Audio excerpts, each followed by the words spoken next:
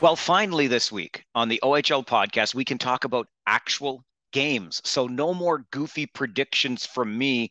Like, I don't know, the Peterborough Peach are a sleeper in the East, and the Midwest Division is going to have 3 of the top 4 teams in the Western Conference this year, and so on and so forth. They might have the top 4, but the West Division leader gets that automatic second seed. Nonetheless, let's talk about the games that were on opening week as we welcome Terry Doyle to the podcast. Terry is the voice of OHL Radio, as you know, and also hosts, of course, Sarnia Sting games on your TV. First weekend in the books, Terry, finally back on the ice. We can talk about the games. It's great to see it. I think even I've talked to people and I see it myself and you see it just even from training camp onwards and the preseason. It looked normal. It looked normal, what we were used to going into the 1920 season, which seems forever ago now, and just everything feeling like a regular OHL season. Of course, started a week later compared to what we were used to back, 4 and 5 years ago. But all in all, I think that's the best part of it.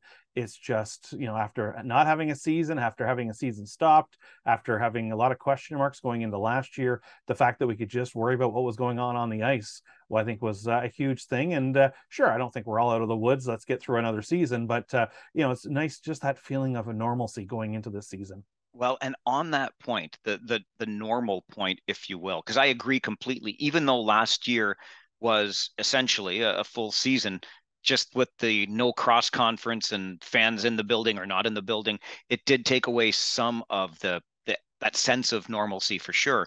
But based on opening weekend numbers, it looks like attendance it's off to a great start in the league this year.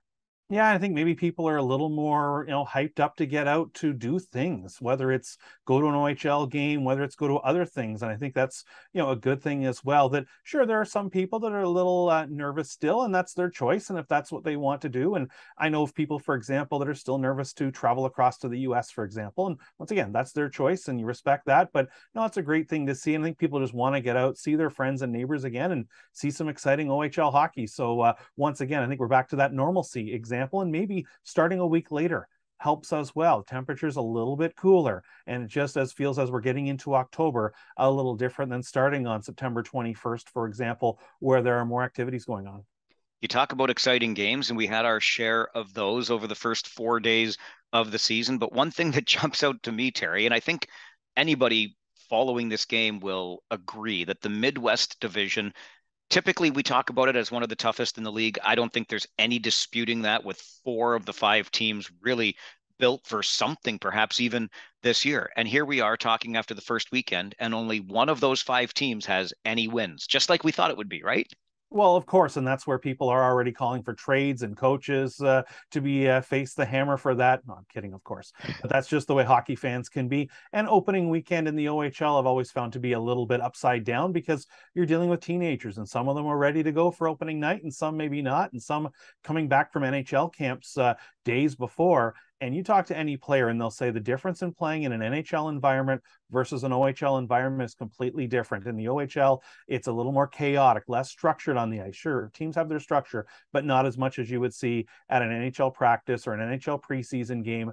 And it is, I remember talking to whether it was star players or middle of the road players over the years, and they would say the same thing. So it is a little bit of an adjustment coming back, and you get into that opening weekend and maybe some travel they had coming back. Some players, they may have been coming cross continent depending on where their NHL camps were. So it leads to a little unpredictability, and some teams even finishing off their rosters and figuring out who goes into what slot. So yeah, opening weekend, there's always that player who, lights it up on opening weekend and never to be heard from again. And there's somebody else or some other team that people are like, oh my goodness, they're 0-2.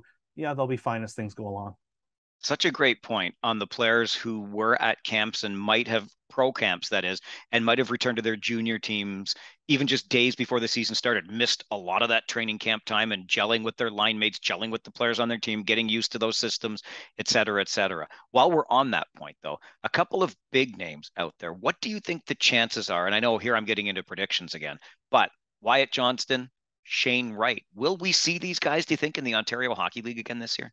I think with Wyatt Johnston especially, I would expect we will see him back. I think he will get some games with Dallas, but at the end of the day, unless he's really a top 6 forward with the Dallas Stars this season, I don't see why they would use up 1 year on his contract. He's a guy that they're going to expect to score. And I think if he's not on the top 6, okay, maybe if they see a role for him on the third line, but now you're getting into usually traditionally more of a checking role, I certainly do not see him playing on the fourth line. And I remember going back hearing years ago, Ricard Raquel had been playing pretty well with the Anaheim Ducks, but he was called into the office and they said, we didn't draft you to be a fourth line player. And that's where you are right now. Go back to Plymouth at the time and light it up there and come on back next year and expect to be or try to make our top six. And that's where I see with Johnston that if the Dallas Stars don't have a spot for him in their top six forward unit right now, then at this point, why not send him back to Windsor and save a year on the contract? Shane Wright's a guy that I think, contributes at both ends of the ice. So it could be a very interesting situation a little more with him, what the Seattle Kraken decide to do. But at the end of the day, that's a Seattle team that's building for the future. So once again, they'll have to decide whether or not to use up a year of that first year entry or the first year of the entry level contract. And so it would not shock me to see both of them back in the Ontario Hockey League. I'd see Johnston a little more likely than Wright. Is Wright a post-World Junior back in junior situation potentially, if not earlier? But I'd be surprised if both of them do not see an OHL arena before the season's done. A lot of talk in your side of the Western Conference. You, of course, following the Sarnia Sting, and in that West Division, the Flint Firebirds getting a lot of preseason love. I think understandably so. It looks like this team under Ted Dent is poised to maybe even go a step further than they did a season ago. Well, that's exactly it. Now the question, of course, is goaltending. They lost Luke Kavlin last year, who I thought was, especially down the stretch, the top goaltender in the Ontario Hockey League in that second half. And I remember seeing him some consecutive games in February where he was just rock solid. One of those goalies that would give up two, but you weren't getting a third, or give up that third, you were not getting a fourth by him. But yeah, so many players are back for them, led by Brennan Othman, the Rangers draft choice, who's so dangerous on the ice, sets up on that power play and just scores from that offside wing.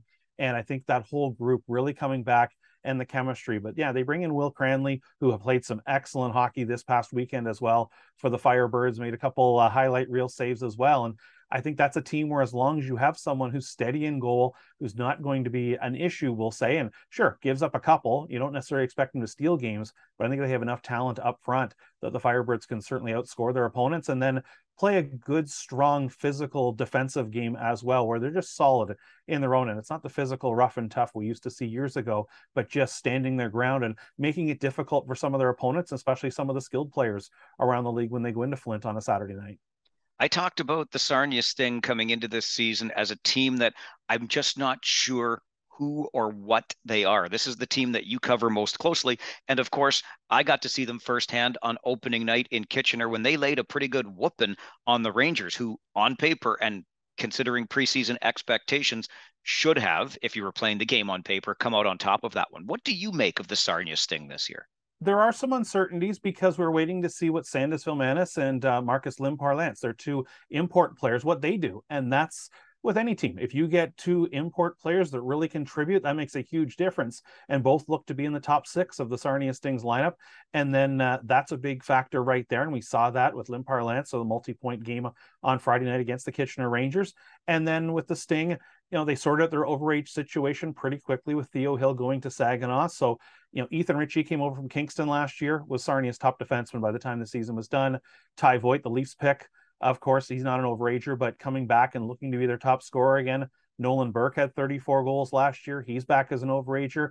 And don't sleep on Nolan Dillingham on the back end. Just a solid, steady defenseman, a leader. He's their captain. And I think that's, where the Sting, it's going to be if their top six forwards can really contribute, put up big numbers, and at the same time, be steady on the back end. And that's where maybe they relied a little too much on Ben Gaudreau at times last year. And now Gaudreau back, the San Jose Sharks pick, looking to be one of the top goalies in the Ontario Hockey League. But the Sting can't hang him out to dry. He's going to play a lot of games this season. And if they can be, more solid on the back end, especially against some of the skilled teams around the league, and Sarnia especially as well, making sure their power play is going. It was sort of up and down a good chunk of last year. Get that group going. But it's a team, especially with the depth with the two import picks. If they do very well, that can make a huge difference. I loved Ethan Ritchie's game on opening night. He really controlled things there on the back end and was a tower of strength, in my opinion, for the Sting in that victory over the Rangers. You talk about acquisition by trade. It makes me think of the Niagara Ice Dogs. I'm calling them the Ice Mutts this year, Terry, because they're just a mixture of virtually every other OHL team, given the number of deals they've made coming into the season. 17 trades as you and I talk since the end of June. And, that's what they decided to do to, repiece a team together. And we saw with the Twins going from Kitchener last week as I think that was trade 16 or 17. I forget. I've lost track. But you know what? That's deciding to, I guess, literally out with the old and in with the new. And you never know. We've seen teams over the years in the OHL that I call were assembled rather than built. I know that's pretty much the same thing, but I think built is through the draft. Assembled is when you take the parts and bring them together. And I think back to that 06-07 Saginaw team that many would have said had an AHL roster, and it was sort of a who's who of pretty top end guys from around the league, and just never put it together. The Ryan O'Maras and the Cody Basses and people who weren't around the league, you have to look those names up, but they were well-known names in the OHL. And so we'll see with that Ice Dogs club whether or not this works assembling the team. But they've got some players that are pretty hungry to move on. A Pasquale Zito, for example, coming in from the Windsor Spitfires. He contributed to that team that won the Western Conference last year and now can help lead the way offensively for that Ice Dogs team. And then they did bring a decent number of their younger players back. So you have the veterans they've brought in with the younger players. And if it's a cohesive unit, I think there's some opportunities there to make some noise. But it's going to be interesting to see. And of course, all the deals were done before the season started. So player cards were not an issue, but now they would be. So that might change things up a little bit. But I think you and I were the only people they weren't trying to trade for lately, it seems like, because everybody else was going in and out of Niagara over the last few weeks. They wanted talent, Terry. That's why. True. Good point. Yeah. You mentioned Saginaw. I would be remiss if I didn't tell you that Joey Battaino, the voice of the Saginaw Spirit, is going to be joining us next. And I feel a little bit of sympathy for the Spirit because they were loaded for bear. I think they were 20-3 in their 23 games leading up to the cancellation in 1920. Then the next year gets washed out. I would put Saginaw up there with the teams that got hurt most by the cancellations brought on by the pandemic. I don't know, as a guy that covers a team in the same division, if you feel any sympathy, but any message you'd like delivered to Joey when he talks to us next? Hey, you know what? I cover the entire league. I'm based in Sarnia, but I got the whole league. And you're right. I agree with you. Saginaw, and then I'd put Oshawa as a team that got killed because, of course, they made those huge trades. Yep. Phil Tomasino came in, and then the cancellation. They're hoping to have him back. But yeah, Saginaw's an interesting club, and certainly some changeover. But with Pavel Minchikov back, Matei Sapovalov, two big guns up front, and this young Misa kid's looking pretty good already, and very well-spoken young man that I talked to last week, and of course talked to him around the draft as well. But no, Joey's one of the good group around the Ontario Hockey League. I would say it to his face. I'll say it right here, and probably one of the better dressed guys around the OHL as well. Well played all around, and I would concur. I listened to you and Michael Misa chatting too on OHL Radio, which was terrific to get a chance to hear. I want to ask you one more thing about the East, because I am fond, and I'm not really sure why, but I'm fond of the Peterborough Peach this year. I'm not saying it's going to be an Eastern Conference championship, but I'm also not saying it's not. They look like a pretty nice sleeper team to me. Yeah, I think it's going to be interesting to see what they've put together. And bringing in Connor Lockhart from Erie, I thought was a big move over the summer. There's a player, former third overall pick by the Otters, and that was, of course, the Wright, Othman, and then Lockhart was the next pick in that OHL draft, and then Brant Clark. And of those four, Lockhart's the one just looking to maybe get a little bit of a fresh start to increase his numbers. And he picks up 6 points in the first two games. And then Tucker Robertson with 5 points, the Seattle pick. And he's the Cogeco OHL Player of the Week this week. So I think it's an interesting group that they've assembled. They bring in Sahil Panwar from Flint as an overager, a guy who can chip in on your third line, play both ends of the rink. I think this is a team that could certainly be very interesting going forward, especially if a few of their younger guys really step up moving forward this season. But you're right. And I think the square boards in Peterborough could be an interesting spot to play as this season continues on. You talked a moment ago about covering this league. Yes, you cover for your job the Sarnia Sting, same as me with the Kitchener Rangers. But I love this entire league. I'm looking forward to going east this weekend. How good when I say east too, we call the Eastern Swing, Ottawa, Kingston, that's where the Rangers are headed. But how good does it feel for you, Terry? You've been in this league for more than a minute, just to be back in this feeling of normal as we've had a really exciting opening week. Well, that's exactly it. And looking at the schedule and seeing that the Kingstons and the Ottawas will be coming west and vice versa, teams will be going there. And, I know Sarnia has their Super Bowl weekend Eastern road swing that they seem to do most years, which is fine because that means I get Super Bowl weekend off. It's from doing home games. So it works out excellent for me selfishly. But no, it just, you think of last season, for example, fans didn't get a chance to see Shane Wright in the Western Conference. Here's a player right at the top. Imagine, let's go back a few years when McDavid Mania was going through the OHL and he was selling out buildings. And I always said, The last player to sell out buildings before McDavid was some guy named Lindros, and nobody else really sold out buildings by themselves. Okay, now imagine McDavid didn't go east and he only played in the Western Conference. Sure, some extra fits for some Western Conference fans, but maybe they don't come out as much because he's coming to the building 3 times rather than once. You know, you name the rink in the Eastern Conference, including a couple that usually have struggles drawing fans around the GTA, for example, and they filled the rink because of McDavid mania. Now, the fact that we have these Eastern stars going west and west going east don't necessarily have the big names as much this year than a McDavid, of course, or going back to a Stamkos and a Lindros and a Tavares, but it's still just meant to be from that standpoint. And even think of families. You have a player who's maybe from the Kingston area who plays for London, plays for Kitchener, plays for Owen Sound. Their friends and family didn't get a chance to see them play. That one visit that's usually huge every year. Nolan Burke for the Sarnia Sting was there in a preseason game last year, but he's from Peterborough. He plays for Sarnia. Now he gets to go home and play in front of his friends and family this year. I think that's a huge factor for everyone too.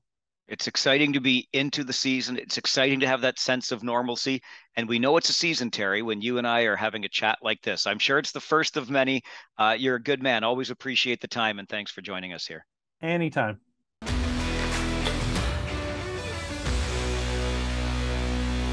Well, we continue our episode of the OHL podcast with a chance to actually talk about the games. Opening week is in the books. And as I mentioned earlier, Joey Battaino, the voice of the Saginaw Spirit, joins us. Joey, I kept you waiting here. I had you hanging up in the waiting room because I was on the line with Terry Doyle, broadcast colleague and, of course, divisional rival, if you want to put it that way. I put it straight to Terry about his thoughts on Joey Battaino. Do you want to say anything about Terry Doyle? I love Terry, but I got to admit, I'm a little upset that he's the reason I'm waiting. No, I'm just kidding. Terry's great. You know, he's been since day one. You know, I can't believe I've already been in the league 7 years, but Terry was one of the first guys that reached out when I got the job in Saginaw and congratulated me. And it's been great to get to know him over the years because he has so much knowledge about this league that obviously predates my time and predates a lot of the time of the radio broadcasters in our league. So he's a great resource for us, obviously there, and he's a great friend and great person too. I like to tease Terry that I was reading his Loose Pucks blog when I started out in this racket to get information. And it's funny, this just ruins the whole myth of it all, Joey, because Terry had nothing but great things to say about you. Now you're saying great things about Terry. Fans want us, like, we're all in the Western Conference here. We should be like at each other's want the necks. Dirt. Yeah, they want the dirt. They want I got to tell you, that I was just talking to Ted Lehman yesterday because Niagara was in for the first time in over 2 years. And it was good to catch up with Ted. He's been in the league a long time and he's another one of those great guys. And we were kind of discussing that as, man, there's just really not a bad guy in this circuit when it comes to, you know, going around to the different arenas and looking forward to seeing some people that I haven't seen in a long time because of the pandemic. So if anything, that's the thing I'm looking forward to the most about this regular season off the ice is just catching up with our colleagues around the league. You know, it's funny you say that, Joey, because I say the same thing. And I say that to my family when they're like, you're like, this coming weekend, I'm gone for 4 days. We're doing Ottawa and Kingston. They're like, why are you so happy? You're going to, and like, I don't love being away from the family, but it's like a second family in this league. When I get to see Jimmy Gilchrist in Kingston, you know, I'm going to sit down and listen to him for a few minutes. Sure. Yeah. Jim's a great guy. I got a good story about Jim, but maybe we'll get to that later on in the show. But he's a great guy. He was awesome to me from day one. My partner might have pulled a little prank on me that involves Jim Gilchrist, but maybe if there's time we can tell that story. But Jim's a great guy. There's a lot of guys out east that we haven't seen in a long time. That I like those rinks. I mean, there's a few of them that are pretty unique that we haven't been in a couple of years. And then there's, you know, some of the newer ones that are really nice. Like I think about Kingston and I always have a great experience going there because it's a newer facility that they really thought about the broadcasters when they built that press box area. So I enjoy going to buildings like that. And I missed not seeing those teams and I miss not being a part of that experience within the league over the last season plus. And I think it just makes you feel more like a part of it to play those teams and to be around those people. It kind of brings us all together, and quite frankly makes us better broadcasters because of it, because we didn't get a whole lot of extras or information from those guys over the past year, because quite frankly we didn't really have to worry about it during the season. We weren't really dialed into what Kingston or Ottawa or Niagara was doing because we didn't have to be.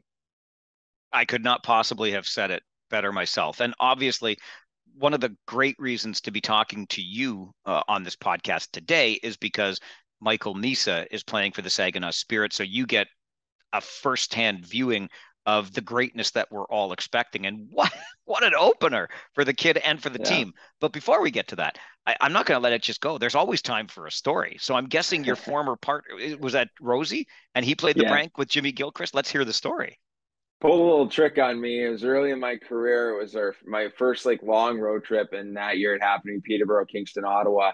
And so we had just played Peterborough the night before. We travel into Kingston, and that year in particular, I made it my goal. I set out at the beginning of the year that I wanted to not necessarily interview on the record, but talk to every broadcaster in the league and get some background, not only on their career and how they got here, but also the team they work for, and just trying to get better, right? So I saw Jim at morning skate, and he introduced himself. And again, like, we only play Kingston twice a year, and we hadn't played them yet to start the year. So this is our first encounter.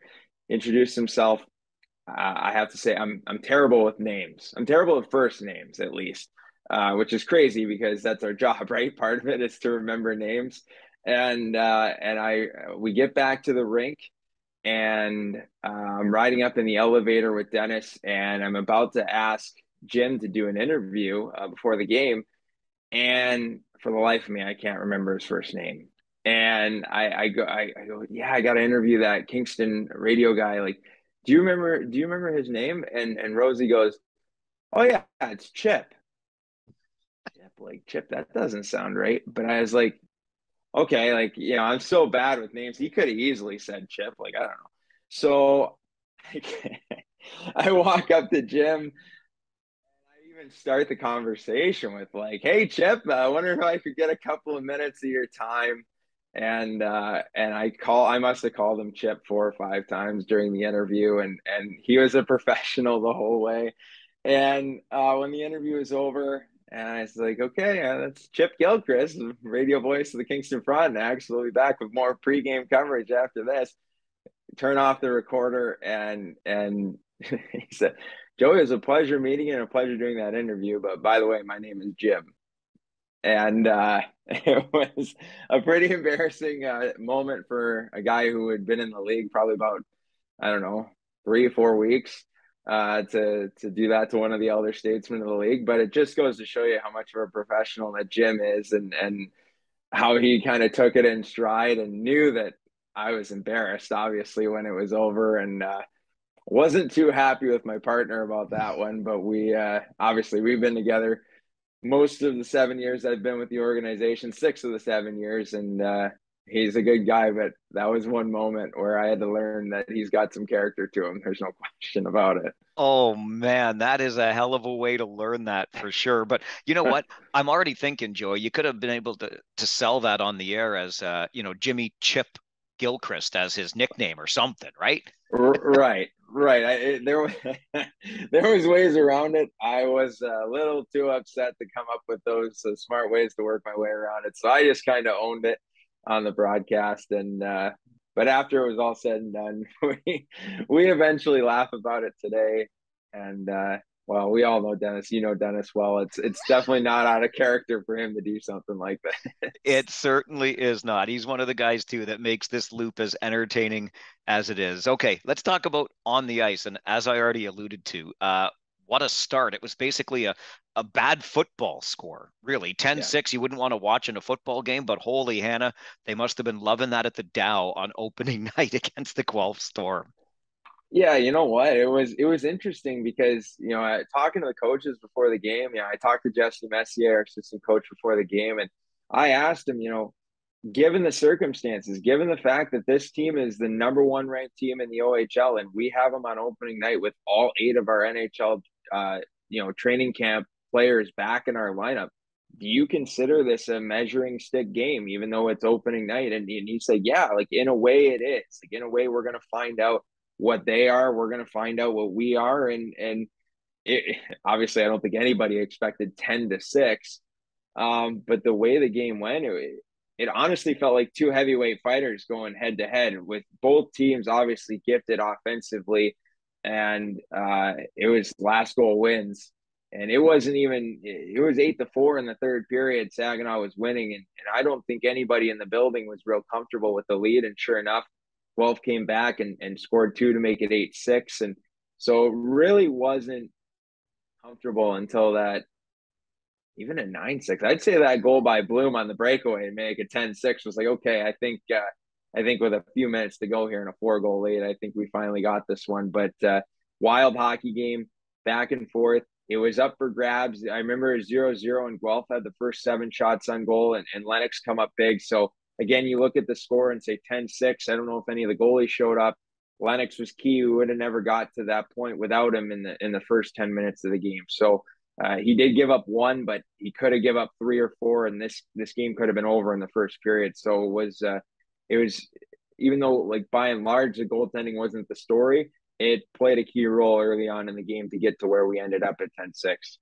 I certainly don't want to gloss over those NHL prospects that you alluded to, Joey. And you talk about the captain, newly minted this year, and Josh Bloom, his breakaway goal, obviously Minchikov and Salopolov, and we can go on. But really, when you talk about the Saginaw Spirit this year, the player that everybody is talking about is that first overall pick, the exceptional status, of course, to Michael Misa. You've been able to watch him through camp now in his first regular season games. Plus, you're going to get to see him 66 more times still. But from your perspective, as one of the grizzled veterans in this league now, what do you think of what you're seeing from young Michael Misa? He's getting more and more comfortable, and as he gets comfortable, the confidence grows, and as the confidence grows, he goes to levels that we haven't seen yet.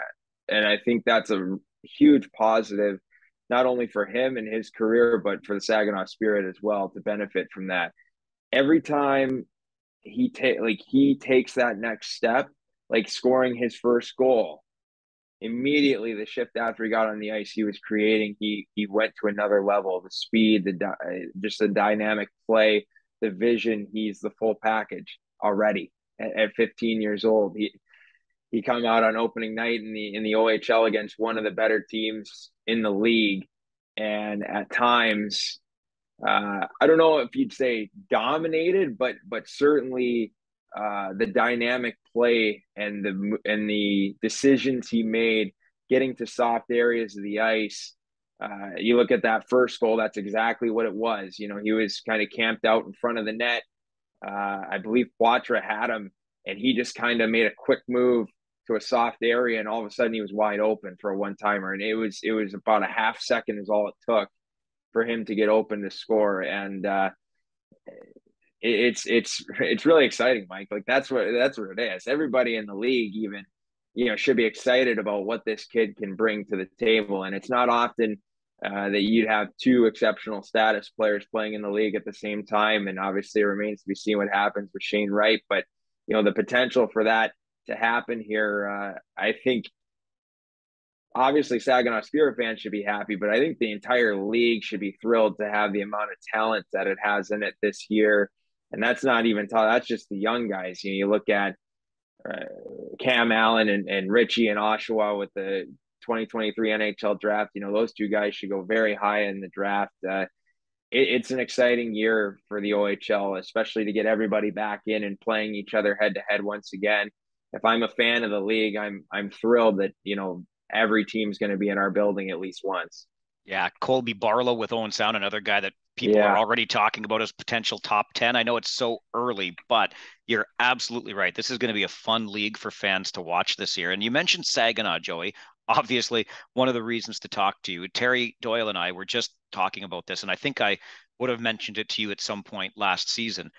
Looking back to 2019-20, when COVID came into our lives and shut things down, I put the Saginaw Spirit right up there with teams that got hurt the worst by that because of the way the team was built then and what was lost because they didn't get to play that playoff or of course, the next year being wiped out. So how important is this year in Saginaw to get that energy going again for that fan base?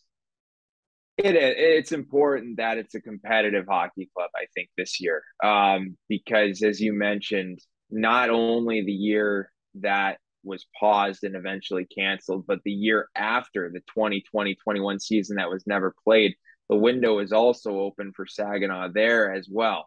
You wouldn't have had the AHL rule exception in the NHL-CHL agreement, so you would have seen Cole Perfetti most likely play in a Saginaw Spirit uniform that year.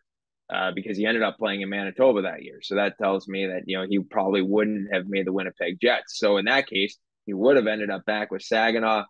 So obviously at that point, that's at least 100 points you could bank on right there in the Spirit lineup.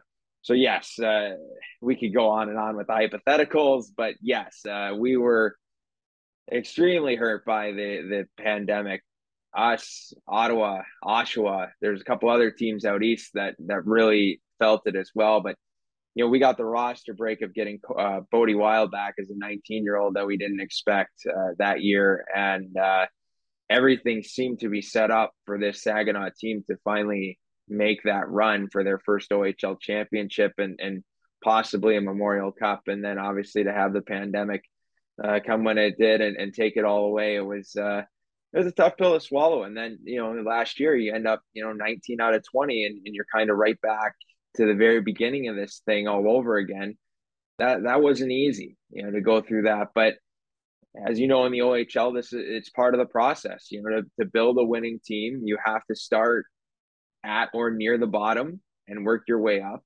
Now there's some philosophies on how you get there, obviously.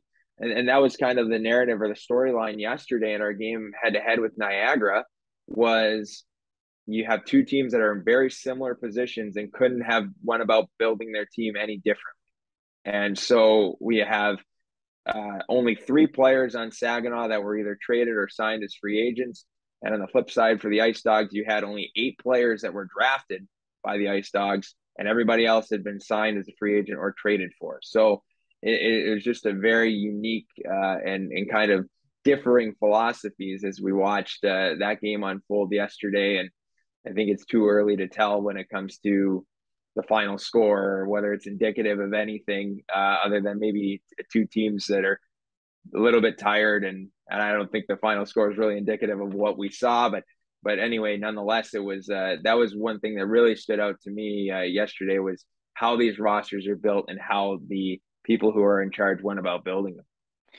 2 games under our skates, if you will, to start this season. There's lots of runway ahead, obviously. And for you, not traveling yet with both home games for the Spirit, but how did it feel for you, Joey, coming back into this season? What was opening week in the OHL like for you as things kind of come back to normal around here?